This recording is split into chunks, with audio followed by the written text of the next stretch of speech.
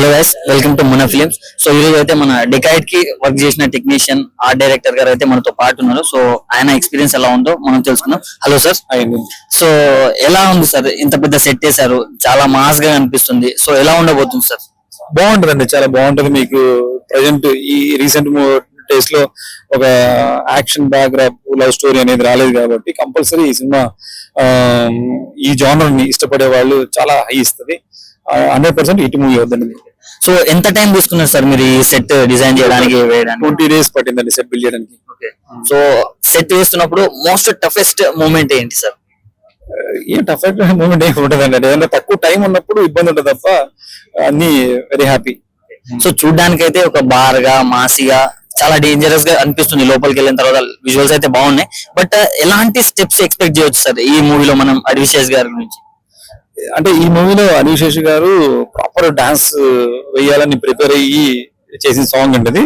అది కూడా సిచ్యువేషనల్ గానండి, అంటే ఫోర్స్ గా కాదు. ఇప్పటి వరకు శేష్ గారు డాన్స్ వేయలేదు కాబట్టి ఈలో డాన్స్ ఆడియన్స్ కి చాలా హై ఇస్తుంది. అంటే ఎలాంటి సిచ్యువేషన్ లో ఇలాంటి సెట్ చేయడానికి మీకు అనిపించింది సార్? లైక్ ఎలా అనిపించింది? అదే సీన్ రిక్వైర్మెంట్ అండి, అంతే. మూవీలో ఒక ట్రావెలింగ్ లో ఈ స్పేస్ ని రిక్వైర్మెంట్ ఉంది.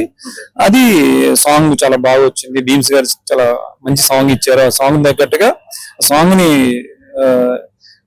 సపోర్ట్ చేయడానికి కోసం ఈ సెట్ అనమాట ఇది.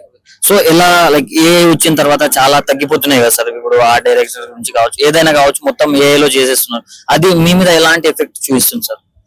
ఏం లేదండి, అది కూడా మన హెల్ప్. ఏ కూడా మనకు కొంత రిఫరెన్స్ తీసుకోవడానికి కానీ ఏ త్రూ మనం ఇంకా బెటర్ ఇవ్వడానికి ఒక రిఫరెన్స్ అవుతుంది అనమాట, అంతే. అడివిశేష్ గారితో మీ బాండ్ ఎలా ఉంటది? ఒక చిన్న మూమెంట్. చాలా హ్యాపీ అండి. శేషు గారితో ఎప్పుడు క్రియేటివ్ గానే ఎక్కువ డిస్కషన్ ఉంటది. ఆయన ఎప్పుడు సినిమా గురించి ఎక్కువ థింక్ చేస్తారు. సినిమాలు ఇంకా కొత్తగా ఏం చెప్పాలి, కొత్తగా ఏం చేయొచ్చు అనే దాని మీద ఎక్కువ డిస్కషన్ ఉంటుంది. అది నాకు చాలా హ్యాపీ అనిపించింది. నేను కూడా ఎక్కువ వర్క్ గురించి ఎక్కువ ఆలోచిస్తున్నాను కాబట్టి శేషు గారు కూడా ఎక్కువ నాకు రిలేటెడ్ అనిపించారు అనమాట. సో ఫ్యూచర్ ప్రాజెక్ట్స్ ఏంటి చెప్తారా? ఫ్యూచర్ ఇప్పుడు నెక్స్ట్ జై హనుమాన్ స్టార్ట్ అవుతుంది.